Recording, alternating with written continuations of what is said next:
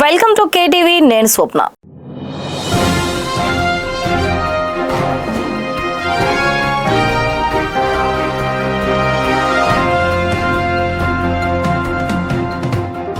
లోక్ భవన్ కు ముఖ్యమంత్రి చంద్రబాబు నాయుడు వెళ్లారు. రాష్ట్ర గవర్నర్ ఎస్ అబ్దుల్ నజీర్ తో మర్యాదపూర్వకంగా ముఖ్యమంత్రి చంద్రబాబు భేటీ అయ్యారు. స్వల్ప అస్వస్థత కారణంగా ఆసుపత్రిలో చికిత్స పొంది డిశ్చార్జ్ అయిన గవర్నర్ ను ముఖ్యమంత్రి చంద్రబాబు పరామర్శించారు. గవర్నర్ ఆరోగ్య పరిస్థితిపై యోగక్షేమాలు సీఎం అడిగి తెలుసుకున్నారు. గవర్నర్ త్వరగా కోలుకోవాలని సీఎం చంద్రబాబు ఈ సందర్భంగా ఆకాంక్షించారు.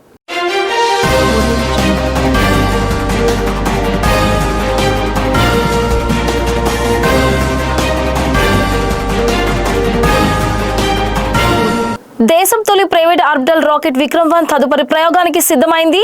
స్కై రూట్ ఏరోస్పేస్ రూపొందించిన ఈ రాకెట్ ను హైదరాబాద్ మార్క్స్ క్యూ క్యాంపస్ నుంచి సీఎం రేవంత్ రెడ్డి జెండా ఊపి శ్రీహరికోటలో సతీష్ ధావన్ అంతరిక్ష కేంద్రంకు తరలించనున్నారు. ప్రైవేట్ రంగంలో భారత అంతరిక్ష రంగానికి ఇది కీలక మైలురాయిగా నిపుణులు భావిస్తున్నారు.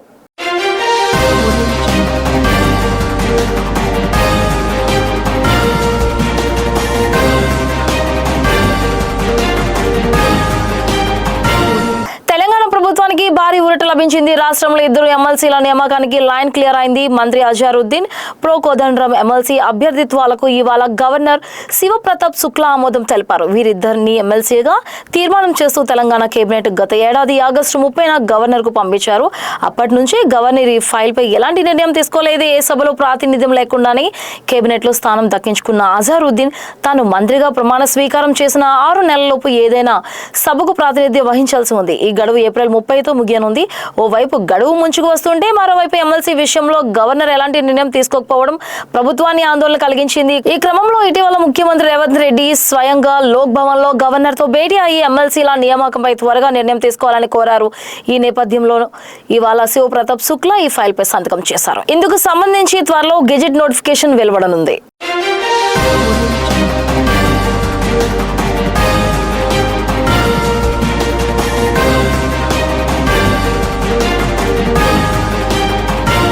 మచిలీపట్నం నియోజకవర్గ పరిధిలో ఉన్న మంగనపూడి బీచ్ ను అన్ని విధాలా అభివృద్ధి చేసేందుకు అనేక ప్రణాళికలు రూపొందిస్తున్నట్లు రాష్ట్ర గనులు భూగర్భ వనరులు ఎక్సైజ్ శాఖ మంత్రి కొల్లు రవీంద్ర వెల్లడించారు. శనివారం ఆయన మంగనపూడి బీచ్ లో అత్యాధునిక టాయిలెట్స్, కాఫీ షాప్ నిర్మాణానికి భూమి పూజ చేశారు. ఈ సందర్భంగా మంత్రి మాట్లాడుతూ 2014-2019 మధ్య బీచ్ ను ఎంత అభివృద్ధి చేశామని పేర్కొన్నారు. అలాగే అంతర్గతంగా రహదారులన్నీ నిర్మించామన్నారు. కానీ వైసీపీ హయాంలో బీచ్ ను మూసివేయాల్సిన దుస్థితి వచ్చిందన్నారు. బీచ్ అభివృద్ధికి ఏపీఎండిసి నుంచి సిఎస్ఆర్ ఫండ్ కింద 96.40 లక్షలతో డెవలప్మెంట్ పనులు చేపట్టనున్నట్లు వివరించారు. పంచాయతీరాజ్ నిధులు 96 లక్షలతో ఇటీవలే రోడ్లు నిర్మించామని, 40 ఎకరాల్లో స్టూడియో నిర్మాణానికి ప్రణాళికలు రూపొందిస్తున్నామని మంత్రి వివరించారు. అలాగే మంగనపూడి బీచ్ లో చెన్నైకు చెందిన సంస్థ గోల్ఫ్ క్లబ్ ను ఏర్పాటు చేస్తుందని తెలిపారు. 10 ఎకరాలు హెరిటేజ్ విలేజ్ నిర్మాణానికి సంప్రదింపులు జరుగుతున్నాయని, అవి పూర్తయితే మచిలీపట్నం మరింత అభివృద్ధి చెందుతుందని మంత్రి కొల్లు రవీంద్ర వెల్లడించారు.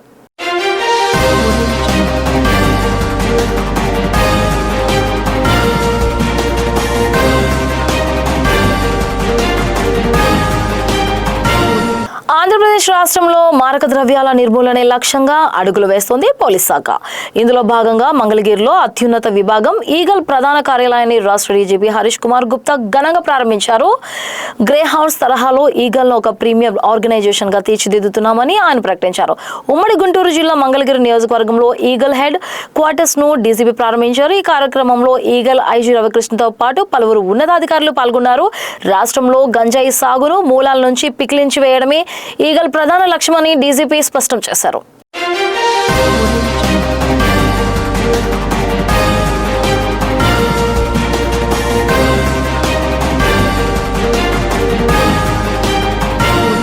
నందిగామ పట్టణంలోని స్థానిక తహసీల్దార్ మరియు ఆర్డీఓ కార్యాలయాల వద్ద నేడు ఉద్రిక్త వాతావరణం నెలకొంది. శ్రీ సుఖశ్యామలాంబ సమేత శ్రీరామలింగేశ్వర స్వామి దేవస్థానానికి చెందిన కోనేరు భూముల ఆక్రమణలపై హిందూ సంఘాల నాయకులు పెద్ద ఎత్తున నిరసనలకు దిగారు. కార్యాలయాల ముందు బైఠాయించి నిరసనకారులు ఓం నమ శివాయ అంటూ భజనలు చేస్తూ వినూత్న రీతిలో తమ నిరసనలు వ్యక్తం చేశారు. గత కొన్ని సంవత్సరాలుగా ఆలయ కోనేరు భూములను కొంతమంది వ్యక్తులు ఆక్రమించుకుని వ్యాపారాలు సాగిస్తున్న అధికారులు మీనమేషాలు లెక్కించడంపై వారు తీవ్ర ఆగ్రహం వ్యక్తం చేశారు.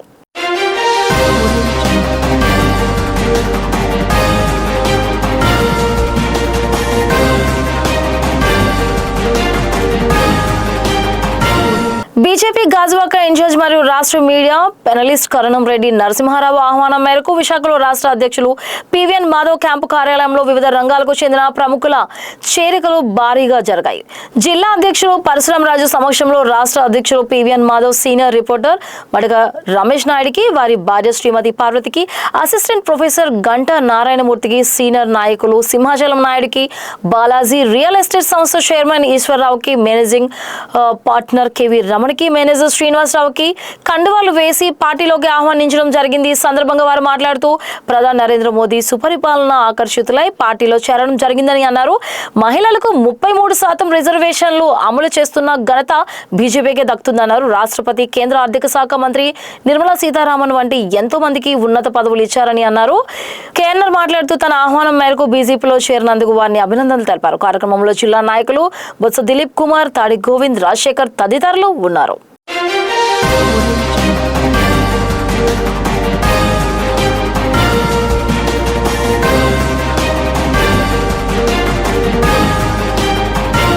వైఎస్ఆర్ కాంగ్రెస్ పార్టీ మహిళా నేతలపై అసభ్యకర వ్యాఖ్యలు చేసిన ఏబీఎన్ ఆంధ్రజ్యోతి అధినేత రాధాకృష్ణను తక్షణమే అరెస్ట్ చేయాలని కోరుతూ రాష్ట్ర మాజీ మంత్రి పినిపి విశ్వనాథ్, జిల్లా అధ్యక్షులు చిర్ల జగ్గిరెడ్డి, అమలాపురం నియోజకవర్గ కోఆర్డినేటర్ డాక్టర్ పినిపి శ్రీకాంత్, రామచంద్రపురం నియోజకవర్గం కోఆర్డినేటర్ పిల్లి సూర్యప్రకాష్ ఆధ్వర్యంలో జిల్లా పోలీస్ అడిషనల్ సూపరింటెండెంట్ కలిసి మెమోరాండం సమర్పించారు. గతంలోనే పోలీసులకు ఫిర్యాదు చేసినప్పటికీ రాధాకృష్ణపై ఇప్పటివరకు ఎటువంటి కఠిన చర్యలు తీసుకోకపోవడం పట్ల వైకాపా శ్రేణులు ఆగ్రహం వ్యక్తం చేశారు. మహిళల గౌరవానికి భంగం కలిగించేలా ప్రవర్తించిన వారిపై చట్టపరమైన చర్యలు తీసుకోవాలని, రాధాకృష్ణను వెంటనే అరెస్ట్ చేయాలని డిమాండ్ చేశారు. రాజకీయాల్లో విమర్శలు సహజం, కానీ మహిళా నేతలను లక్ష్యంగా చేసుకున్న అసభ్యకర వ్యాఖ్యలు చేయడం క్షమించరాని నేరం. చట్టం తన పని తాను చేసి బాధ్యులను కఠిన చర్యలు తీసుకోవాలని తెలియజేశారు.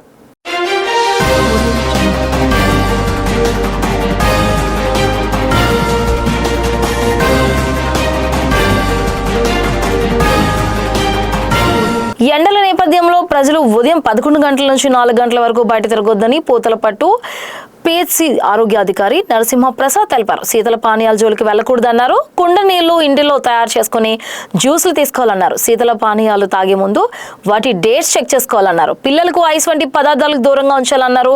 బయటకు వెళ్లేటప్పుడు గొడుగు, కర్చీఫ్ వంటివి తీసుకెళ్లాలని ఆయన సూచించారు.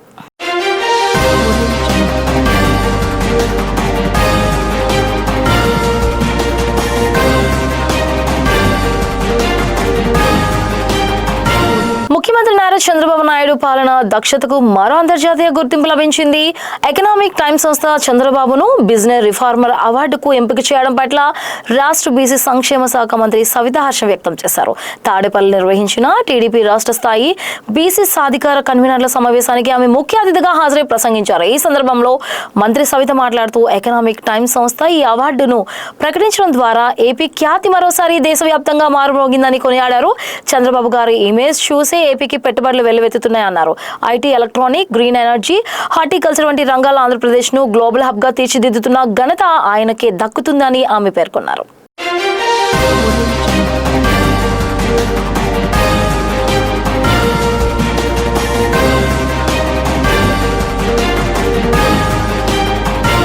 మేము మీ వద్దకే వస్తామంటూ జిల్లా కలెక్టర్ సీఎం సాయికాంత్ వర్మ నేరుగా దివ్యాంగుల వద్దకు వెళ్లారు.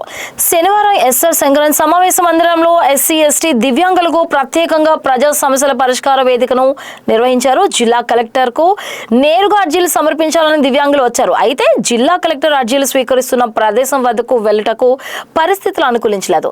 దీన్ని గమనించిన జిల్లా కలెక్టర్ సాయికాంత్ వర్మ మీకెందుకు ప్రయాసలు, మేమే మీ వద్దకు వస్తామంటూ వెళ్లి వారి అర్జీలను స్వీకరించడమే కాకుండా ఎంతో ప్రేమగా పలకరించారు. మీరే స్వయంగా మా వద్దకు వచ్చి అర్జీలు స్వీకరించడం మీ దర్శనికతకు నిదర్శనం అంటూ కృతజ్ఞతలు తెలిపారు. జిల్లా కేంద్రంలో దివ్యాంగులకు ఒక భవనం ఏర్పాటు కృషి చేయాలని, ప్రభుత్వ కార్యాలయాలకు వెళ్లటకు వచ్చట అనుకూలంగా ఉండే ర్యాంపులు ఏర్పాటుకు ఆదేశాలు జారీ చేయాలని దివ్యాంగులు కోరారు. దీనిపై జిల్లా కలెక్టర్ స్పందిస్తూ అర్జీపై చర్యలు తీసుకుంటామని, అవకాశం మేరకు పూర్తి సహాయక సహకారాలు అందిస్తామని తెలిపారు.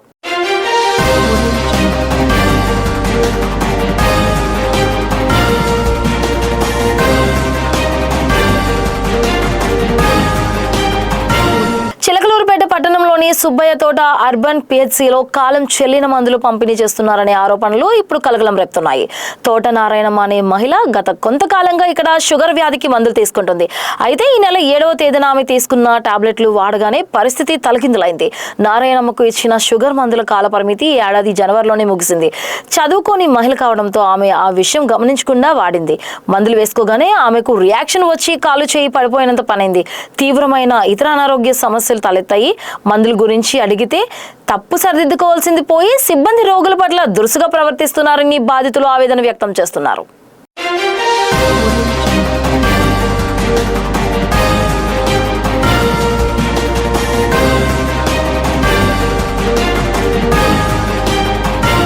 గత 3 రోజుల నుంచి కర్నూలు పట్టణంలోని పెట్రోల్ డీజిల్ కోసం పడిగాపులు కాస్తున్న ప్రజలు, ఆటో డ్రైవర్లు, బైక్ యజమానులు పెట్రోల్ తిప్పలు తప్పడం లేదు. దాదాపుగా ఉమ్మడి జిల్లాలో ఉన్నటువంటి అధికారులు పెట్రోల్ కొరత లేదంటున్నారు. కానీ ప్రతిరోజు తీవ్రమైనటువంటి పరిణామాలు ఎదుర్కొంటున్నామని ప్రజలు వాపోతున్నారు.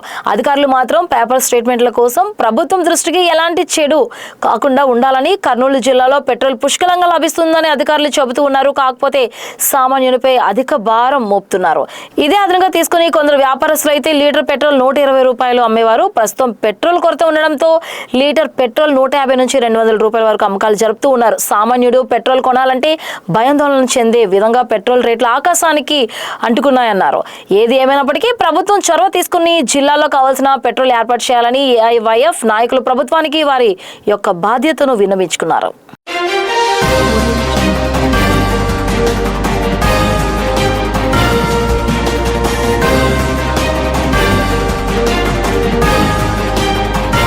శ్రీ సత్యసాయి జిల్లా తనకల్లు మండలం ఈతోడు గ్రామం హై స్కూల్లో నిర్వహించిన ప్రజా దర్బార్ కార్యక్రమంలో ఎమ్మెల్యే కందికుంట వెంకట ప్రసాద్ పాల్గొన్నారు.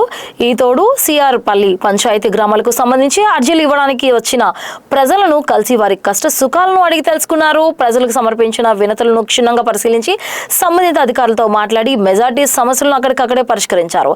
రేషన్ కార్డులు, ఇళ్ల స్థలాలు, కొత్త పింఛన్ల వంటి సమస్యలపై అధికంగా అర్జీలు స్వీకరించారు. దీర్ఘకాలిక సమస్యలపై ప్రత్యేక దృష్టి సారించి త్వరితగతిన పరిష్కరించాలని అధికారులను ఆదేశించారు. ఎమ్మెల్యే కందికుంట మాట్లాడుతూ దళారీ వ్యవస్థ అవినీతికి తావు లేకుండా ప్రజల సమస్యలను పరిష్కరించడమే ధ్యేయంగా ముందుకెళ్తానని తెలిపారు. ప్రజల చెంతకే పాలనను తీసుకెళ్లడమే లక్ష్యంగా ప్రతి ఒక్కరి సమస్యకు పరిష్కారం చూసే వరకు నా కృషి కొనసాగుతుందని తెలిపారు.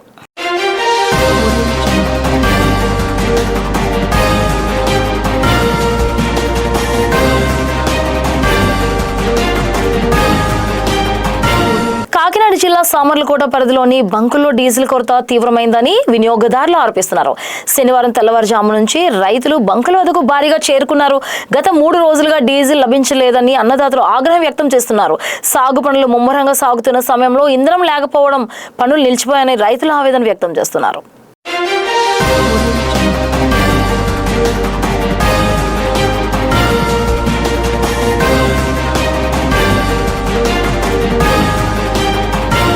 ఇవి బులెటిన్ అప్డేట్స్. మరిన్ని వార్తా విశేషాలతో మళ్ళీ కలుద్దాం. అంతవరకు సెలవు. నమస్తే.